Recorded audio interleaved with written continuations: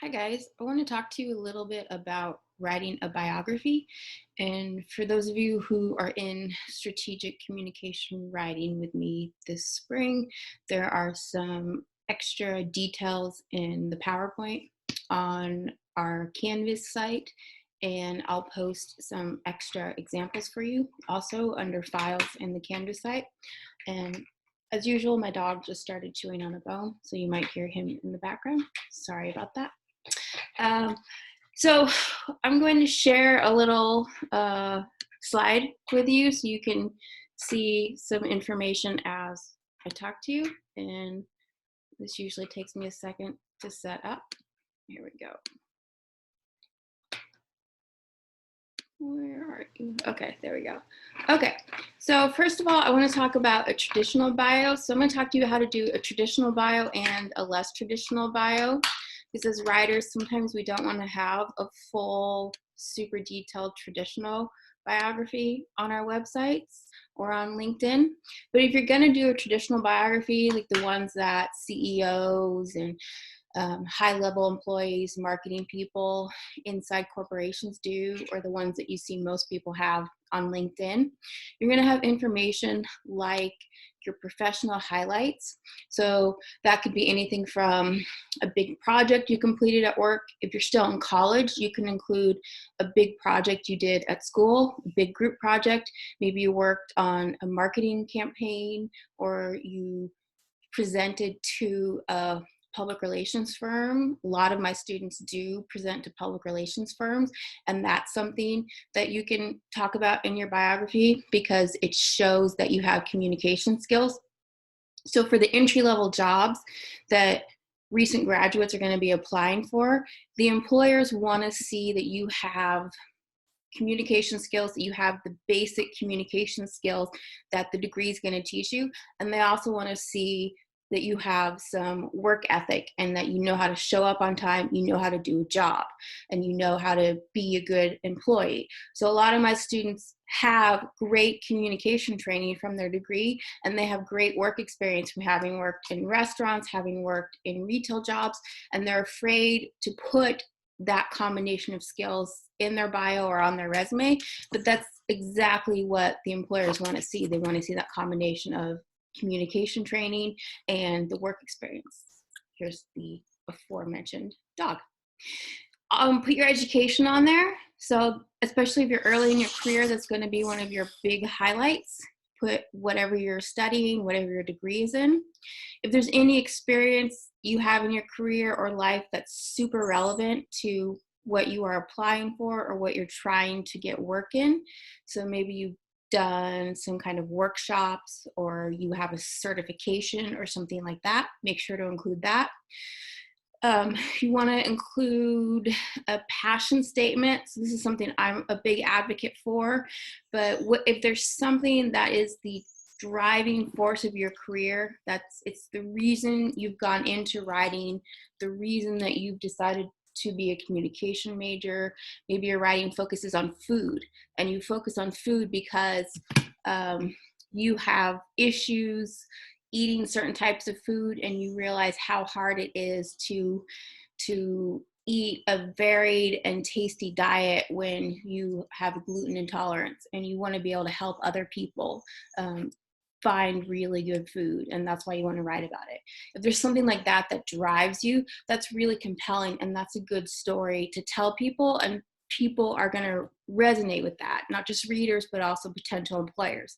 So for me, I am interested in health writing partially because I have a chronic health condition, and I always make sure to include that in my marketing materials in one way or another.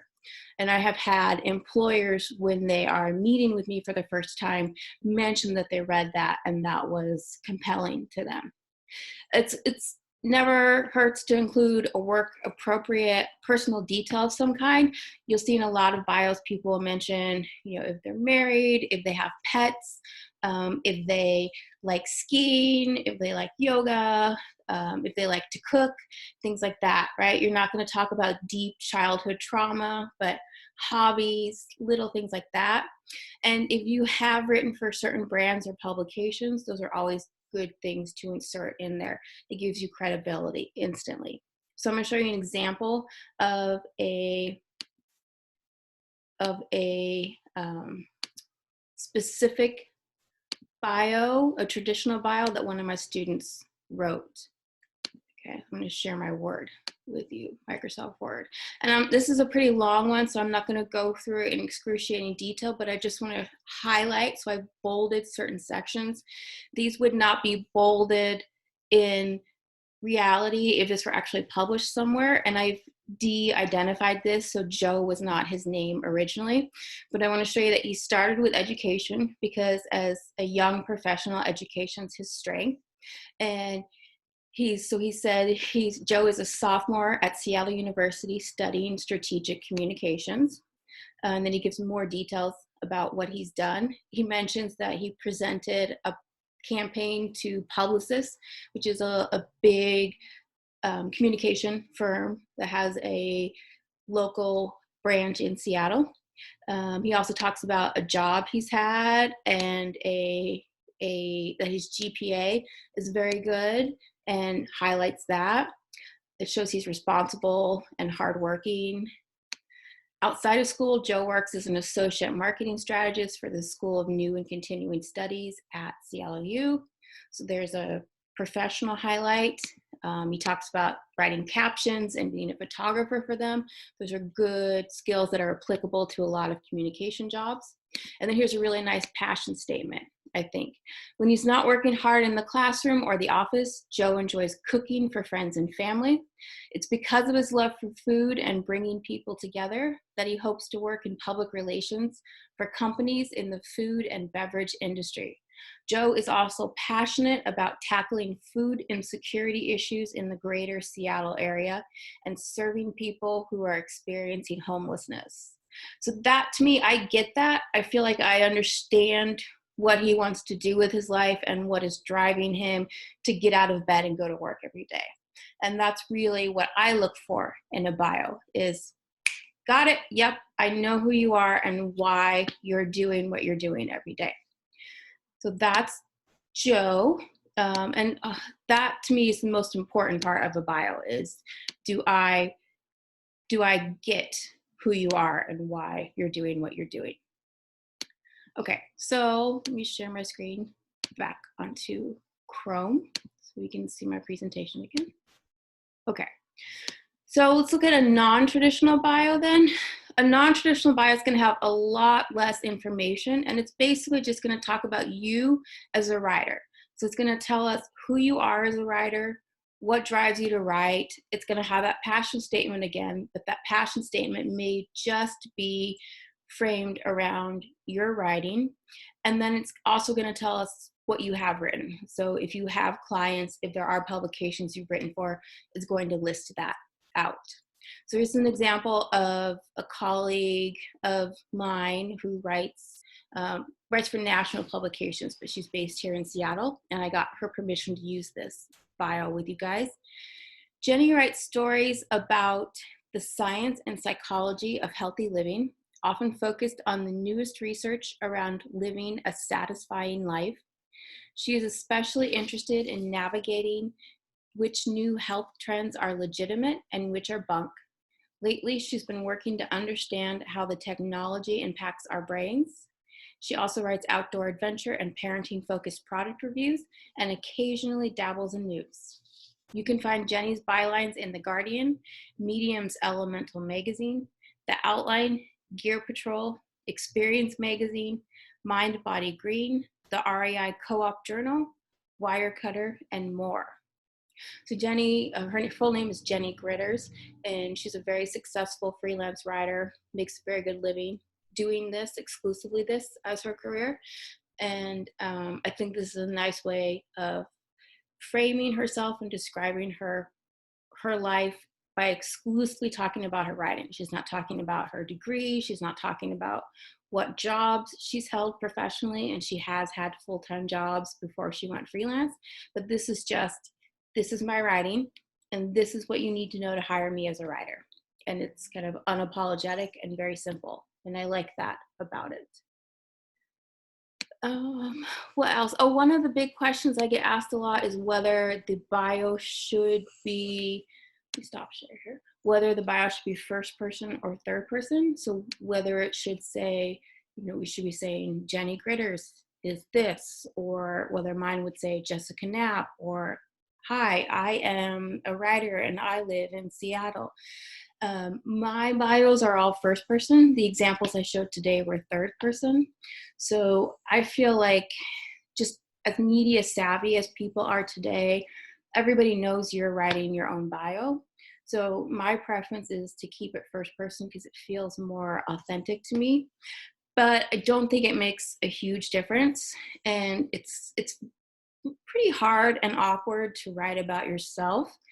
For most people, if this comes naturally for you, good for you. You are doing well. You're in luck. So I would say do whichever works best for you, and then whichever you find easiest. But my preference these days is to write in first person, but it's really, really your call either way. And I think that's it. You're welcome to also go check out my bio. I think I can share that with you real quick here. On my portfolio website, I have a bio here. So I start with this line at the top of it that says, health-focused writer, editor, and proofreader who specializes in distilling complex information and retelling in a simple, compelling narrative. So I have this sort of phrase, not even a full sentence, that sums up the way I package myself in one quick little line. And then down below, I describe myself more, and I actually say hi to people because I think because of my interpersonal communication background, I like talking to people. Hi, I'm Jessica. I have worked as an editor and writer for some of the leading branding and advertising firms in Seattle. I'm a freelance writer and communication consultant who works to improve communication between patients and healthcare providers. Holding a PhD in communication from the University of Texas at Austin, I have taught at the college level for 10 years and currently teach strategic communication writing at Seattle University. I was inspired toward a career in health because of my struggles with Chiari malformation, which you can read about in my personal writing. Thank you for visiting my site. And then I have a list of current and past clients, which I think is one of the most important things you can do on a writing portfolio site or in your bio. But that's my, and probably if you go see it by the time you watch this video for class, I'll have changed it because every time I take a look at it critically, I see things that bug me about it, and I'm seeing things that bug me about it today. So I'll probably be revising it here. That's everything I have to say about bios for today. Feel free to email me if you have questions, and thank you guys for watching.